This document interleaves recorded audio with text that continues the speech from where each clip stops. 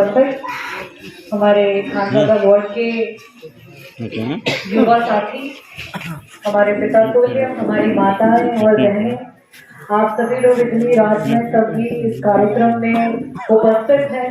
और समाजवादी पार्टी के प्रत्याशी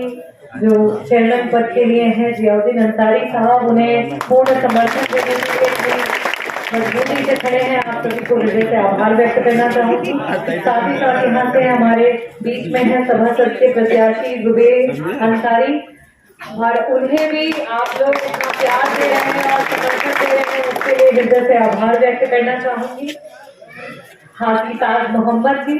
मोबिन अंसारी साहब, सलीम अंसारी जी, सैयद भाई, सरदार चौधरी जी, अच्छे करीमी जी, सनन करीमी जी, सफीर अंसारी जी, तनवीर अंसारी जी, बोलू अंसारी जी, सैफ अंसारी जी, तौकीर अंसारी जी, वसीम अंसारी जी, रेहान अंसारी जी, फरदीन अंसारी जी, सद्याम अंसारी जी, मुल्ला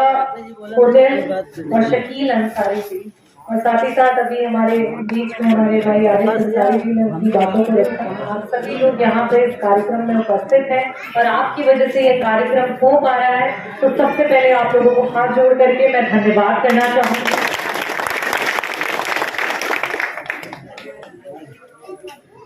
अब तक मुझे लगता है कि 1.5 दिन बचे हैं और चुनाव का प्रचार प्रसार तो चल ही रहा है और साथ ही साथ अब पहुंच चुका है कगार पे, और अपनी बातें भी हमने कई मंचों से कई जगह से आपके बीच में कही है और आज पहली बार यहाँ पे भी ये कार्यक्रम को आयोजित किया गया है, तो हृदय से आभार व्यक्त करूंगी। हमारी माताएं बहनें हैं, पिता तुल्य हैं, भाई हैं, आप सभी हैं यहाँ पे। तो मैं सिर्फ ये कहना चाहती हूँ कि आज जो हमारी लड़ाई है वो किसी कैंडिडेट के लिए आज पुराना जो नगर निकाय चुनाव होता था वैसी लड़ाई नहीं है और ना ये चुनाव वैसा है। अभी जस्ट कुछ दिन पहले, 1 साल पहले हमने विधानसभा का चुनाव लड़ा और उस समय इतनी तूफानी लहर की समाजवादी पार्टी का झंडा लेकर के एक एक युवा, एक एक व्यक्ति, एक एक बेटी, बहन, माताएं सब खड़ी हो गई थी और सर पे सबने समाजवादी जो गमछा है उसको बांध लिया था। उसके बावजूद भी जो भाजपा की सरकार है उसने किस तरीके से क्या किया घोटाले किए, किस तरीके से प्रशासन का दबाव बना करके और अपनी कुनीतियों के द्वारा हमारी सरकार को बनते बनते रोक दिया। हमारे राष्ट्रीय अध्यक्ष जी को मुख्यमंत्री बनते बनते उन्होंने रोक दिया और मुझे आज भी वो दिन याद है कि मैं जीती थी पर मेरे आंखों में दुख के आंसू थे और मुझे लग रहा था कि ये क्या हो गया। और उस दिन जब मैं अगले दिन क्षेत्र में आई तो इतनी महिलाएं, चाहे वो अल्पसंख्यक समाज की, हमारी माइनॉरिटी की महिलाएं हों, चाहे वो दलित महिलाएं हों, चाहे अगर बैकवर्ड समाज से महिलाएं हों, और कई सारे तो फॉरवर्ड समाज के भी लोग थे जो मुझे पकड़ के रो रहे थे और वो कह रहे थे कि ये क्या हो गया, हमने तो सोचा नहीं था कि ऐसा हो जाएगा। मैंने उनके घर में, याद है मुझे कि उस दिन चूल्हा नहीं जला था, उस दिन उनके घर में खाना नहीं जला।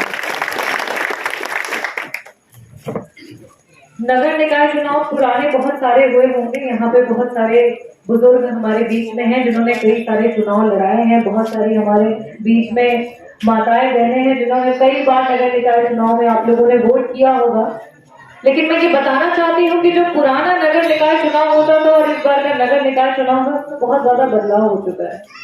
और इस समय आपकी लड़ाई जो है वो किसी पार्टी के लिए नहीं है, किसी अध्यक्ष के लिए नहीं है, किसी विधायक की नहीं है, किसी व्यक्ति की नहीं है, ये जनता की, खास तौर पे जनता की लड़ाई हो गई है। ये आपके खुद के सम्मान की, आत्मसम्मान की लड़ाई हो गई है, क्योंकि आज प्रदेश में और देश में जो स्थिति हो गई है ये समझ लीजिए सिर्फ और सिर्फ एक कौम की खिलाफत कर रहे हैं, एक कौम के खिलाफ ये काम करते चले जा रहे हैं। आज सरकार की जो नीतियां हैं, जिस तरीके से वो काम कर रहे हैं, आए दिन जिस तरीके से वो लोगों के ऊपर कार्रवाइयां करा रहे हैं, प्रशासन के माध्यम से करा रहे हैं, आए दिन देखा जाता है कि ये कौन से समाज का व्यक्ति है और तब उसको नौकरी में रखा जा रहा है। इन सब चीजों से हम ग्रसित हैं, हम परेशान हैं। ये लोग किस तरीके से हम लोगों को भ्रमित कर रहे हैं। आज इस नगर निकाय चुनाव में लोग कहते हैं कि अरे आपकी विधायक डॉक्टर रागिनी रोड पे उतर गई, घर घर में जा रही है और हमें तो लग रहा है कि डॉक्टर रागिनी सभासद का चुनाव लड़ रही है, डॉक्टर रागिनी चेयरमैनी का चुनाव लड़ रही है और लोग हंसी उड़ा रहे हैं। तो मैं उन्हें ये कहना चाहती हूँ कि आपको जितनी हंसी उड़ानी है उड़ा लीजिए, जिस तरीके से इस कस्बे ने पूरी मछली शहर की जनता में, ये कस्बा जो है मेरे दिल के सबसे करीब है, क्योंकि ये कस्बा है जहां से मुझे सबसे ज्यादा वोट मिला है। आज तक के जितने चुनाव हुए हैं उसमें सबसे ज्यादा वोट है, आपने मुझे जिता करके सदन में भेजा है। और जो भी लोग इस तरीके की बातें कर रहे हैं और हंस रहे हैं, मुझे पता है कि 4 तारीख को आप वापस से, जिसपे आपने भरोसा जताया था, अपनी बहन को, अपनी बेटी को सदन में भेजा था, और आपको पता है कि आज किस तरीके से वो गली गली घर घर जा रही है और एक एक व्यक्ति से हाथ जोड़ करके ये कह रही है कि देखिए कहीं भटक मत जाइएगा, कहीं ऐसा ना हो कि वो जो अपने गलत मंसूबे हैं उसमें कामयाब हो जाए, कहीं ऐसा ना हो कि हमारे आपस की एकता टूट जाए और वो उसका फायदा उठा ले। वो कई बार तो हमारे जो प्रत्याशी रहे, समाजवादी पार्टी ने इतना सम्मान दिया कि उन्हें 5 साल वो यहाँ से चुनाव जीते और 5 साल वो चेयरमैन रहे, यहाँ पे कार्यभार उन्होंने संभाला। और समाजवादी पार्टी ने हमेशा मछली शहर में हमारी माइनॉरिटी समाज को सम्मान दिया है, हमेशा यहाँ पे माइनॉरिटी समाज को टिकट मिलती रही है। इस बार भी आपके बीच में अंसारी समाज से कैंडिडेट है, लेकिन जगह जगह पे जब भी मैं बातें सुनती हूँ तो बड़ा अफसोस होता है, क्योंकि लोग कहते हैं कि अरे ये हमारे बिरादरी के हैं, इन्हें सपोर्ट करेंगे, ये हमारी बिरादरी के हैं, वो हमारी बिरादरी के हैं। तो मैं आपको ये बताना चाहती हूँ कि ये बिरादरी का चुनाव नहीं है, ये बिरादरी का चुनाव रह ही नहीं गया है, क्योंकि ये बिरादरी का चुनाव तब होता था जब हमें आजादी थी और तब हमें ये महसूस नहीं कराया जाता था कि ये देश जितना तुम्हारा है उतना ही ये देश मेरा है। आज तो हमें ये महसूस कराया जा रहा है कि तुम इस देश के नहीं हो। आज हमारे घर में, हमारे किचन में झांका जा रहा है कि तुम क्या खाना बना रहे हो। आज हमें आपके बराबर की ना जीने की आजादी है, ना तो हमें चलने फिरने की आजादी है, ना उठने बैठने की आजादी है। आज हमारे सम्मान का हनन किया जा रहा है। तो ये जो चुनाव है ये आपकी लड़ाई है, आपके आत्मसम्मान की लड़ाई है, लेकिन इसमें ये क्या कर रहे हैं, ये आपको कौम पे लड़ा रहे हैं। आधों को बता रहे हैं अरे भाई तुम मुस्लिम हो, आधों को बता रहे हैं हाँ भाई तुम हिंदू हो, आधों को बता रहे हैं कि भाई अरे तुम्हारी कौम को भी मिला है तो अरे ये किसको मिला है, और तुम ये सोचो कि ये तुम्हारे समाज के हैं कि नहीं है। मैं आपको ये बता दूं कि आज जब हम इसी फेर बदल में हैं कि भाई हमें किसे सपोर्ट करना है और किसे नहीं, वहां वो अपनी बाजी बहुत आगे तक खेल चुके हैं। यहाँ तक कि उनके मुख्यमंत्री जौनपुर में अपना कार्यक्रम लगा चुके हैं और प्रधानमंत्री जो है वो बनारस में पहुंच चुके हैं। तो इतना जान लीजिए कि नगर निकाय का चुनाव आपके सामने ये दिखा रहे हैं कि बड़ा छोटा सा चुनाव है, आपको बेवकूफ बना रहे हैं। अगर इतना ही छोटा चुनाव है तो आपके मुख्यमंत्री और प्रधानमंत्री को क्या जरूरत है आने की? आप मुझे बताइए क्या जरूरत है आपको इतने छोटे से चुनाव में आने की? इनके मंसूबे बड़े ही खराब है और मैं आपको ये बताना चाहूंगी कि अब आपको कमर कस लेनी है। अगर आप चाहते हैं कि इनकी जो मंशाएं हैं वो पूरी ना हो, क्योंकि आज समाजवादी पार्टी के सामने सिर्फ और सिर्फ अगर कोई पार्टी है जो धोखाधड़ी के कारण हमें किसी भी तरीके से क्षति पहुंचा सकती है तो वो है भारतीय जनता पार्टी। और जितनी भी साथ में पार्टियां हैं जहां पे हमारे लोग जो कई कुछ दिन पहले तक हमारा समाजवादी झंडा उठा करके चल रहे थे और इस सोच में चल रहे थे कि उन्हें समाजवादी पार्टी से टिकट मिल जाएगी, और जैसे ही टिकट नहीं मिली और अपने आप को आज कह रहे हैं कि हम कॉप परस्त हैं, आप हमें वोट करो, वो मौका परस्त लो। जैसे ही टिकट नहीं मिली वैसे ही उन्होंने दौड़ लगा करके भाग निकले हैं। और आज आप लोगों का आत्मसम्मान खतरे में है। क्यों खतरे में है? क्योंकि आपको छोटा सा ही उदाहरण दूंगी कि जैसे ही कोई भी भाजपा या भाजपा की पार्टियों में जाता है उसके तेवर बदल जाते हैं, उसका बिहेवियर बदल जाता है। जब तक टिकट लेनी थी तो मेरे पीछे पीछे चल रहे थे और कह रहे थे कि दीदी हम आपके साथ हैं, समाजवादी पार्टी जिंदाबाद, समाजवादी पार्टी जिंदाबाद। और जैसे ही भाजपा की बी पार्टी में गए और भाजपा से फंडिंग मिलने लगी, भाजपा से पैसा मिलने लगा, तो बाइकों के एक्सीलरेटर ऑन कर दिए विधायक जी के सामने कि देखो हम तुम्हें डरा करके यहाँ से भगा देंगे। तो वो भूल गए हैं कि ये विधायक कोई ऐसी वैसी विधायक नहीं है, ये मछली शहर के कस्बे के एक एक दिल में बसने वाले विधायक है। और ये ऐसी विधायक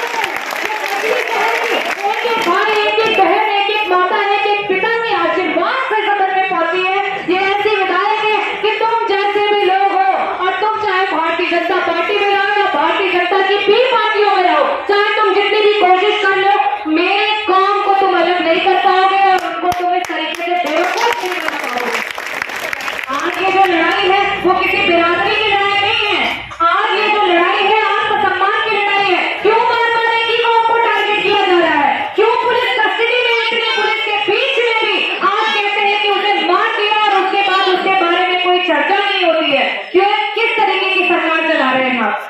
आपसे ये पूछना चाहती हूँ कि आज आपके हक के लिए, आपके सम्मान के लिए क्या कोई पार्टी खड़ी है? समाजवादी पार्टी के अलावा कोई पार्टी आपको नजर आती है? कोई भी पार्टी नहीं है जो समाजवादी पार्टी के अलावा आपके हक के लिए खड़ी है। सिर्फ समाजवादी पार्टी और राष्ट्रीय अध्यक्ष अखिलेश यादव जी आपके लिए खड़े हैं। और जिस तरीके से विधानसभा के चुनाव में आपने अखिलेश यादव जी पे भरोसा जताया, और मुझे कई लोग तो देखे भी नहीं थे, उसके बावजूद भी आप लोगों ने भरोसा जता करके मुझे यहाँ पे विधायक चुना, तो आज तो आप जियाउद्दीन अंसारी साहब को जानते हैं, इतने दिनों से ये यहाँ पे नगर अध्यक्ष हैं, और आप लोगों से बस यही अनुरोध कर रहे हैं कि समाजवादी पार्टी को चुनिए। आप और कुछ भी मत देखिए, साइकिल चिन्ह को चुनिए, और इसको चुनने से मैं आपको बताती हूँ कि क्या फायदा होगा। आप अपने विधायक को मजबूत करेंगे और साथ ही साथ अपने आप को मजबूत करेंगे, क्योंकि ये जो चुनाव है इसके जस्ट बाद लोकसभा का चुनाव आने वाला है, और अगर लोकसभा के चुनाव में, इस चुनाव में कोई गड़बड़ी हुई तो समझ लीजिए फिर लोकसभा के चुनाव में भी बड़ी दिक्कत हो जाएगी, बड़ी परेशानी हो जाएगी। तो मैं आपसे यही अनुरोध करना चाहती हूँ